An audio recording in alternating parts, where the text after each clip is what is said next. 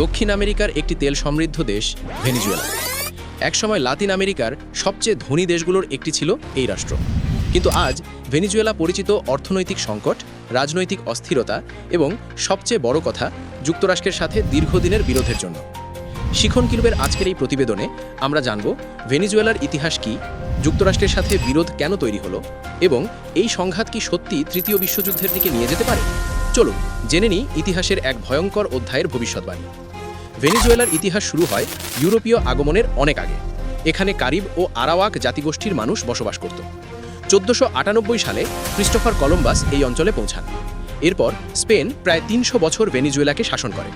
1811 সালে ভেনেজুয়েলা স্বাধীনতা ঘোষণা করে এবং 1821 সালে সিমন বলিভারের নেতৃত্বে স্পেনের শাসন থেকে সম্পূর্ণ মুক্ত হয়। স্বাধীনতার পর দেশটি দীর্ঘদিন সামরিক শাসন ও রাজনৈতিক অস্থিরতার মধ্য দিয়ে যায়। 20 শতকের শুরুতে ভেনেজুয়েলায় বিশ্বের অন্যতম বড় তেল ভাণ্ডার আবিষ্কৃত হয়। এই তেল ভেনেজুয়েলাকে দ্রুত ধনী করে তোলে, যুক্তরাষ্ট্রসহ পশ্চিমা দেশের আগ্রহ বাড়ায়, দেশের অর্থনীতি পুরোপুরি তেলের ওপর নির্ভরশীল করে ফেলে। এই সময় থেকেই যুক্তরাষ্ট্রের সাথে ভেনেজুয়েলার ঘনিষ্ঠ সম্পর্ক গড়ে ওঠে। যুক্তরাষ্ট্রের সাথে সম্পর্কের মোড় ঘোরা। দীর্ঘদিন ভেনেজুয়েলায় যুক্তরাষ্ট্রপন্থী সরকার ছিল। মার্কিন তেল কোম্পানিগুলো দেশটির তেল শিল্প নিয়ন্ত্রণ করত। কিন্তু এই পরিস্থিতির বড় পরিবর্তন আসে 1999 সালে হুগো শাভেজ ক্ষমতায় আসার পর। হুগো শাভেজ ও নতুন রাজনীতি। হুগো শাভেজ ছিলেন একজন সমাজতান্ত্রিক নেতা। তিনি ঘোষণা দেন ভেনেজুয়েলার তেল সম্পদ ভেনেজুয়েলার জনগণের।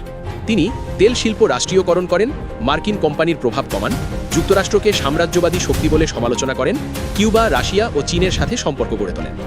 এখান থেকেই যুক্তরাষ্ট্র ও ভেনেজুয়েলার বিরোধ শুরু হয়। যুক্তরাষ্ট্র ভেনেজুয়েলার বিরোধের মূল কারণ। এই বিরোধের প্রধান কারণগুলো হলো, প্রথমত তেল, ভেনেজুয়েলার বিশাল তেল সম্পদের ওপর যুক্তরাষ্ট্রের প্রভাব কমে যায়।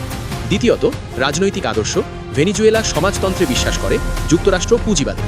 তৃতীয়ত ভূ রাজনীতি, যুক্তরাষ্ট্রের প্রভাব বলয়ের কাছে রাশিয়া ও চীনের উপস্থিতি যুক্তরাষ্ট্রের জন্য হুমকি। চতুর্থত গণতন্ত্র ও মানবাধিকার প্রশ্ন, যুক্তরাষ্ট্র অভিযোগ করে ভেনেজুয়েলায় নির্বাচন অবাধ নয়। নিষেধাজ্ঞা ও অর্থনৈতিক বিপর্যয়, যুক্তরাষ্ট্র ভেনেজুয়েলার ওপর তেল, ব্যাংকিং ও বাণিজ্যে নিষেধাজ্ঞা আরোপ করে। এর ফলে তেল রপ্তানি কমে যায়, মুদ্রাস্ফীতি ভয়াবহ আকার নেয়, খাদ্য ও ওষুধের সংকট তৈরি হয়, লাখ লাখ মানুষ দেশ ছাড়ে। ভেনেজুয়েলা দাবি করে এই সংকটের বড় কারণ মার্কিন নিষেধাজ্ঞা। এতে কি বিশ্বযুদ্ধ লেগে যেতে পারে? এখন সবচেয়ে গুরুত্বপূর্ণ প্রশ্ন, এই বিরোধ কি বিশ্বযুদ্ধে রূপ নিতে পারে?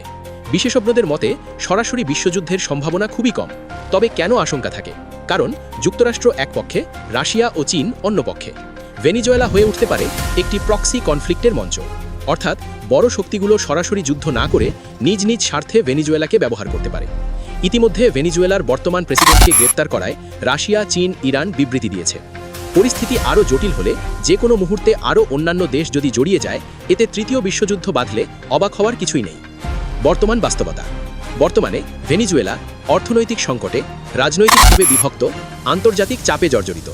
আর যুক্তরাষ্ট্র চায় ভেনেজুয়েলায় রাজনৈতিক পরিবর্তন, তাদের প্রভাব পুনঃপ্রতিষ্ঠা, সমাজতান্ত্রিক শাসনের অবসান। সত্যিই কি তৃতীয় বিশ্বযুদ্ধ লেগে যাবে, নাকি ভেনেজুয়েলায় নতুন প্রেসিডেন্ট বসবে এবং যুক্তরাষ্ট্রের ডোনাল্ড ট্রাম্পের ইচ্ছাই সবকিছু হবে? কমেন্টে জানিয়ে দিন আপনার মতামত এবং নতুন ভিডিও পেতে চ্যানেল সাবস্ক্রাইব করুন।